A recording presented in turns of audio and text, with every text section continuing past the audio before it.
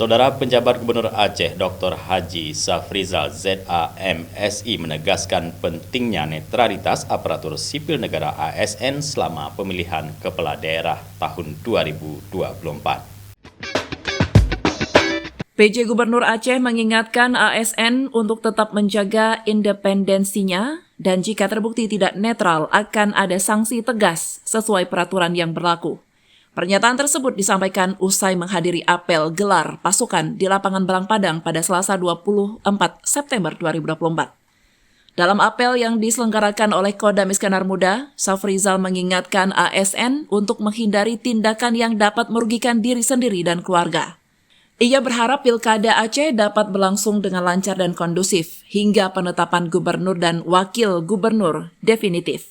Dalam kesempatan itu, Panglima Kodam Iskandar Muda, Mayor Jenderal TNI Niko Fahrizal, juga menekankan kesiapan pasukan pengamanan dan pentingnya kolaborasi Forkopimda untuk memastikan kelancaran Pilkada.